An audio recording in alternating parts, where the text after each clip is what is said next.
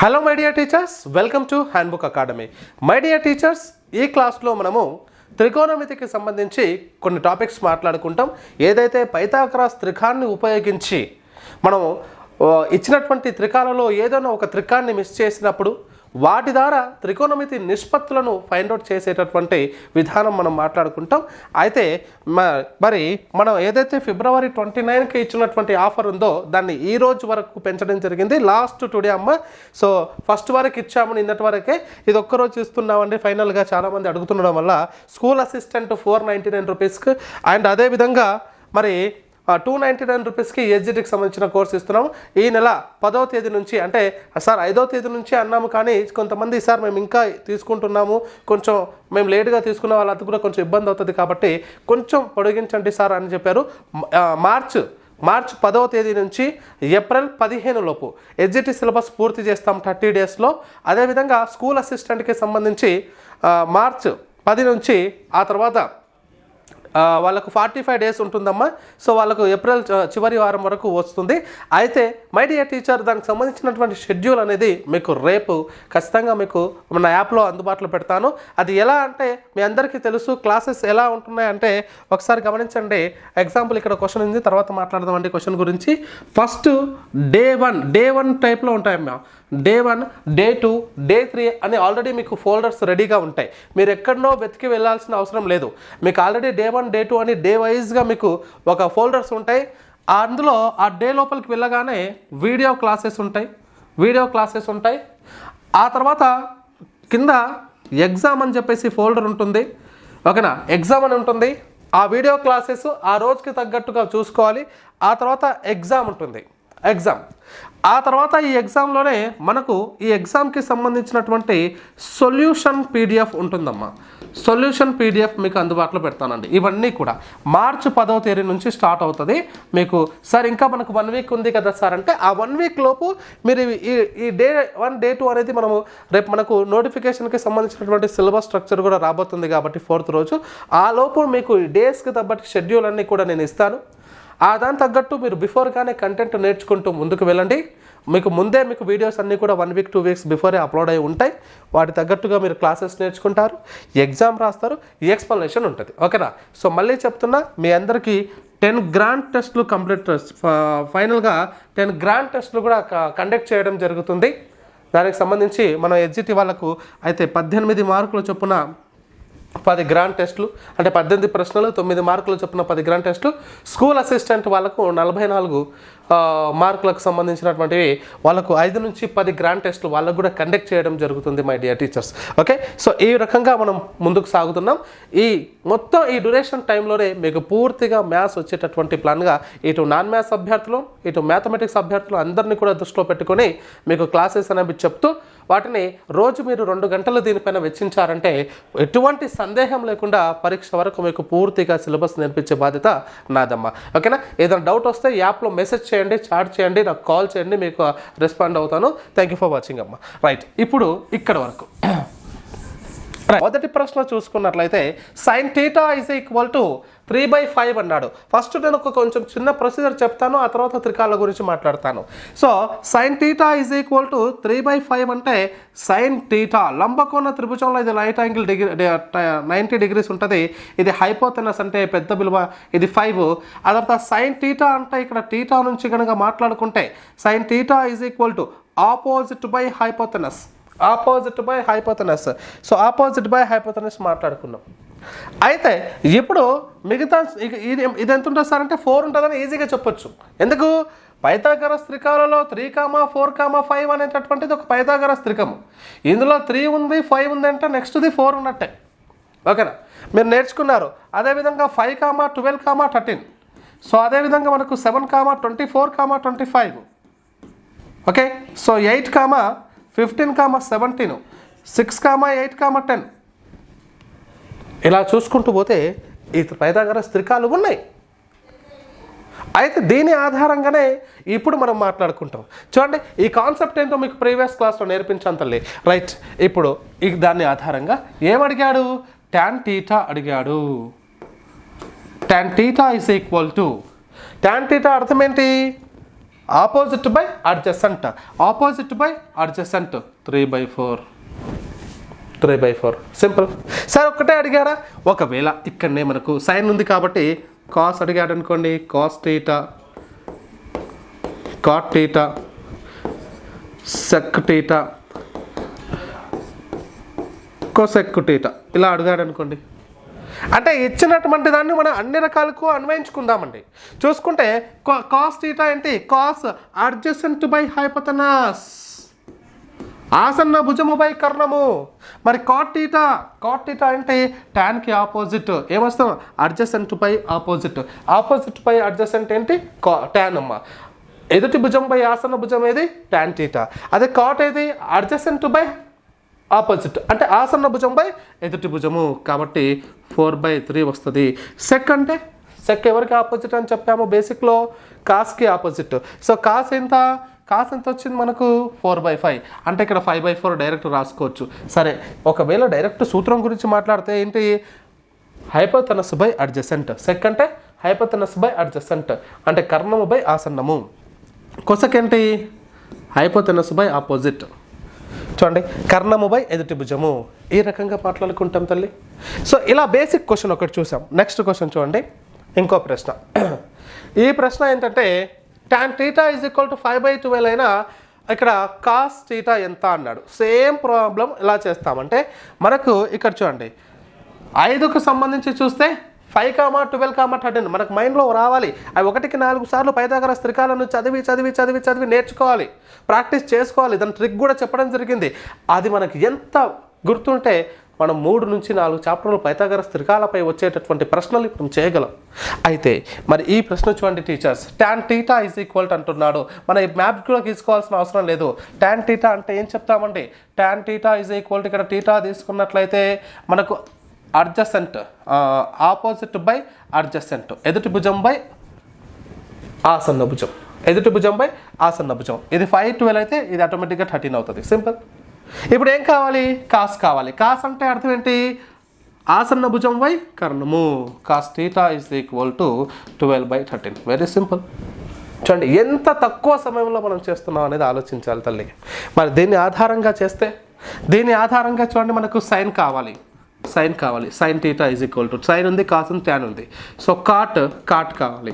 ఇప్పుడు మీరు నాకు ఇవి రెండు మెసేజ్ చేయండి.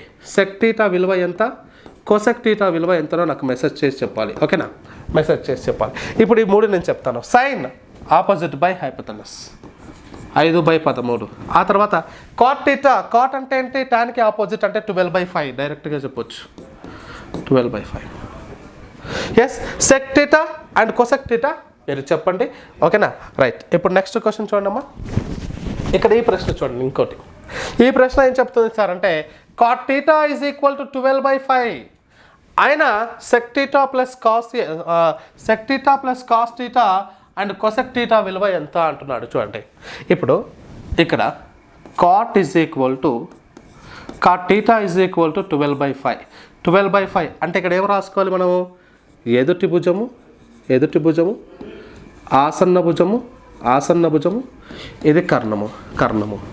కాట్ అంటే ఆసన్న భుజం బై ఎదుటి భుజం, ఆసన్న భుజం బై ఎదుటి భుజం. ఆసన్నము 12, ఎదుటి భుజం 5, కర్ణం ఏమవుతుంది? 13 అవుతుంది. సింపుల్. ఇలా రాసుకోవాలి, పటాలు వేసుకోవాల్సిన అవసరం లేదు. ఆసన్న బై ఎదుటి భుజం 12, ఇక్కడ 5, ఇది వచ్చేసి మనకు 13. ఇప్పుడు ఏమడిగాడు సార్? ఇదేమడిగాడు ఇక్కడ చూడండి. సెక్ ఏ అన్నాడు. సెక్ అంటే అర్థం ఏంటి? కాస్కి ఆపోజిట్. కాస్ అంటే అడ్జసెంట్ బై హైపోతెనస్, కాస్ అంటే అడ్జసెంట్ బై హైపోతెనస్. ఇక్కడ ఏంటి? సెక్ హైపోతెనస్ బై అడ్జసెంట్ అంటే కర్ణము బై ఆసన్నము 13/12 ప్లస్ ఇంకోటి కాస్ అన్నాడు. కాస్ అంటే దానికి ఉల్టా కాబట్టి ఇక్కడ ఏం చేస్తాం? 12/13 రాసుకుంటాం. అంతే కదా? చూడండి ఇక్కడ ఎదుటి భుజం ఉంది, ఆసనం ఉంది, కర్ణం ఉంది. సెక్ ఏ అంటే సెక్ థీటా అంటే ఏంటి? సెక్ థీటా అంటే కర్ణము బై అడ్జసెంట్, కర్ణము బై ఆసన్న భుజం. ఆ తర్వాత కాస్ అంటే ఏమిటి? ఆసన్న భుజం బై కర్ణము ఇంటూ అక్కడ కొసెక్ థీటా. కొసెక్ అంటే ఎంతమ్మా? కొసెక్ అంటే సైన్కి ఆపోజిట్. సైన్ ఏంటి? ఎదుటి భుజం బై కర్ణము. కొసెక్ అంటే కర్ణం బై ఎదుటి భుజం, 13/5 5 సింపుల్. ఇప్పుడు ఏం చేస్తున్నామండి, ఇక్కడ చూడండి ఎల్సిఎం ఏమవుతుంది సార్ 156 అవుతుంది. సో 12 ఇంటూ 13 156, ఎందుకంటే కోప్రైమ్స్ కాబట్టి. తర్వాత ఏమైంది, ఇది 12తో చేస్తే 13. సో 12 13లో 13లో 169 ప్లస్ 13 12 ఇక్కడ 144 ఇంటూ ఇక్కడ 13/5. ఇప్పుడు ఈ రెండు సమ్ చేయండి, 169 ప్లస్ 144 ఏమవుతుంది సార్, ఇక్కడ 13 ఇక్కడ 13 ఇక్కడ 11 313 అవుతుంది. సో 313/156 ఇంటూ 13/5 అవుతుంది. ఇక్కడ చూడండి 13 1 13 క్యాన్సిల్ చేయొచ్చు కదా, ఇక్కడ 13 12 క్యాన్సిల్ చేయొచ్చు. అప్పుడు ఏమైంది, 113 క్యాన్సిల్ కాదు, 13 12 కూడా రాదు కాబట్టి డైరెక్ట్గా 113/60గా చెప్పుకోవచ్చు. So that is your answer. ఆప్షన్లో మనకు ఇవ్వడానికి అవకాశం ఉంది కదమ్మా, రైట్. ఆ తర్వాత ఈ ప్రశ్న చూడండి, సైన్ ఇచ్చాడు, మళ్ళీ ఇలాంటి కాన్సెప్ట్ ఇస్తున్నాడు. Sine A is equal to, sine అంటే ఏంటి మనం ఇక్కడ రాసుకుంటున్నాం ఏమని, ఎదుటి భుజము ఆసన్న భుజము చిన్నగా, ఆ తర్వాత కర్ణము. ఎదుటి భుజం ఎంత 4, ఆసన్న భుజం కర్ణం ఎంత 5, ఇదేమవుతుంది 3 అవుతుంది, ఎందుకంటే 4 3 5 కదా, 3 4 5 కదమ్మా. ఎస్, సైన్ అంటే ఎదుటి భుజం బై కర్ణము, ఆసన్న భుజం 3 అయింది. ఇప్పుడు కొసెక్ విషయానికి వస్తే కొసెక్ ఏ, కొసెక్ అంటే సైన్కి ఆపోజిట్ కాబట్టి 5/4 వస్తుంది. 5/4 plus tan cot theta, cot A ఉన్నాడు, కాట్ ఏ అంటే అడ్జసెంట్ బై ఆపోజిట్, టాన్ అంటే ఆపోజిట్ బై అడ్జసెంట్. మైండ్లో ఇవన్నీ తిరుగుతూ ఉండాలి సార్. ఆ తర్వాత ఇప్పుడు కాట్ తీసుకుంటున్నాం, కాట్ అంటే ఆసన్న భుజం బై కర్ణం, ఎదుటి భుజం కాబట్టి 3/4 ఎల్సిఎం ఎంత 4. అవి రెండు ఏం చేస్తాం, సజాతి భిన్నాలు కాబట్టి కలిపేస్తామండి, 8/4 వస్తుంది, ఈజ్ ఈక్వల్ టు 2 ఆన్సర్. ఓకేనా, right, it is very clear. ఓకేనా, రైట్. ఆ తర్వాత ఇప్పుడు చూడండి ఈ ప్రశ్న చూడండి, ఈ ప్రశ్న లాస్ట్ టెట్లో వచ్చింది 2023 తెలంగాణ స్కూల్ అసిస్టెంట్ మ్యాథ్స్లో వచ్చినటువంటి బిట్. మరి ఈ బిట్కి చూడండి, ఇక్కడ sin θ is equal to p² minus 1/p² plus 1 ఇలా ఇచ్చాడు. కానీ దీనికి ఇంకా కొంచెం టఫ్గా ఎలా అడిగాడు సార్ ఎగ్జామ్లో అంటే, ఏమన్నాడంటే sec θ plus tan θ is equal to p అయితే sin θ వాల్యూ ఎంత అడిగాడు సార్. సో ఇలా అడిగాడు యాక్చువల్గా. అయితే దీనికి చెప్పి నేను ఇదా మాట్లాడతానండి, ఇది ఎలా వచ్చింది, sine is equal to p² minus 1/p² plus 1 ఎలా వచ్చింది సార్ అంటే, సార్ ఇక్కడ చూడండి, ఇప్పుడు ఈ ప్రశ్నకు సమాధానం ఎలా చెప్తాం సార్ అంటే, మనం చూడండి మీ అందరికీ తెలుసు sec² θ minus tan² θ is equal to 1 అనేటటువంటి కాన్సెప్ట్ ప్రకారం చెప్తాం. ఇది మనం నెక్స్ట్ మాట్లాడుకుంటాం ఈ ఫార్ములాస్ అనేవి. ఇప్పుడు చూస్తే ఇది sec θ ప్లస్ tan θ అంటే a² మైనస్ b²లో a plus b into a minus b లెక్కలో మాట్లాడుకుంటాము, ఈజ్ ఈక్వల్ టు ఇది 1 అయితే ఈ వాల్యూ ఇచ్చాడమ్మా మనకు p అని. ఈ p ఇంటూ సంథింగ్ చేసినప్పుడు అది ఏమవుతుంది, so sec θ minus tan θ is equal to 1/p అవుతుందమ్మా, 1/p అవుతుంది. అది ఇచ్చినటువంటి క్వశ్చన్ ఏంటి, sec θ plus tan θ is equal to p. అప్పుడు ఇవి రెండు క్యాన్సిల్ అవుతాయి. క్యాన్సిల్ అయినప్పుడు ఇదేమొస్తుంది సార్ అంటే 2 sec θ ఈజ్ ఈక్వల్ టు ఇక్కడ ఎల్సిఎంలో మనకు 1/p ప్లస్ p తీసుకుంటాము. అప్పుడు దీన్ని కొంచెం డీటెయిల్గా మాట్లాడుకుంటే 2 sec θ ఈజ్ ఈక్వల్ టు కింద p ఉంటుంది, ఇక్కడ p² ప్లస్ 1 వస్తుంది. సరే 1 ప్లస్ p² అన్నా p² ప్లస్ 1 అన్నా ఒకటే వచ్చి ఈ 2 అనేది ఏదైతే ఉందో ఇక్కడికి వెళ్ళిపోతుంది, 2pగా వెళ్ళిపోతుంది. ఇక్కడ చూడండి ఎంత వచ్చింది, p² ప్లస్ 1/2p వచ్చింది, p² ప్లస్ 1/2p వచ్చింది. ఏది sec θ అంటే జనరల్గా ఒక లంబకోణ త్రిభుజాన్ని తీసుకున్నప్పుడు ఇది θ అనుకున్నట్లయితే sec θకి ఏంటి ఫార్ములా, sec θ అంటే ఏంటి సార్ అంటే మనకు కాస్ అంటే ఏంటి, అడ్జసెంట్ బై హైపోతెనస్, సెక్ అంటే హైపోతెనస్ బై అడ్జసెంట్. హైపోతెనస్ ఏమో p² ప్లస్ 1 ఉంటుంది, ఇదేమో 2p ఉంటుంది.